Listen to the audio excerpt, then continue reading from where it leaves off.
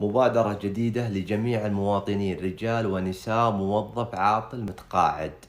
صرف 6 مكيفات مقدمة لك طال عمرك من الدولة، توصلك إلى باب بيتك مع التركيب مجاني.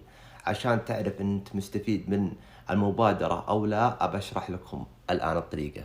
وكما أحتجت منكم لا تنسوني من الدعاء لي والوالدين. الطريقة الآن كالتالي: ندخل على جوجل ونبحث ونكتب في سجل البحث كما في الصورة كفاءة الطاقة. بعدها راح يطلع لنا المركز السعودي لكفاءة الطاقة زي اللي انتم شايفينها في الصورة. بعدها نضغط عليها. الآن دخلت أنت على موقع على المركز السعودي لكفاءة الطاقة. تنزل تحت راح يطلع لك زي كذا اللي هو يسمونها مبادرة الاستبدال. تضغط عليها طال عمرك. الآن بتطلع لك زي الصفحة هذه اللي هو تدخل فيها رقم هويتك وتاريخ ميلادك وبعدها تضغط تحقق.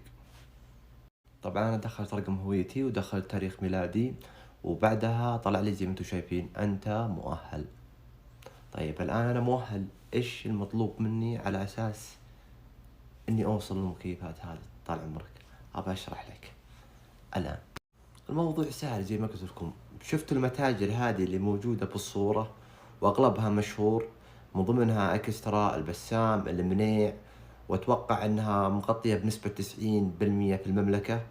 طال عمرك تروح لهم بكل بساطة وبكل سهولة. السلام عليكم. وعليكم السلام. أنا أبي أستفيد من مبادرة كفاءة الطاقة. يكون عطنا إثباتك، تعطيهم الهوية الوطنية طال عمرك، يشيكون بالسجل المدني. بعد ما يشيكون يقولون أنت مستحق، تفضل معانا اختار لك المكيف المناسب لك.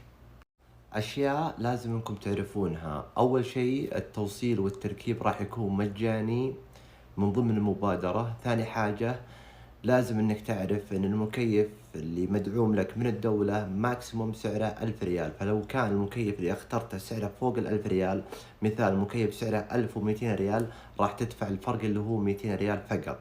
الشيء الثالث لازم انك تعرفه: لما يجون هم الى باب بيتك طال عمرك يدخلون بيتك بيركبون المكيف، راح يشيلون المكيف السابق اللي موجود. الشيء الرابع والأهم، على أساس أنك تستفيد من هذه المبادرة طال عمرك لازم عمرك فوق 21 سنة. وفالكم الرزق والخير يا رب، وبالتوفيق.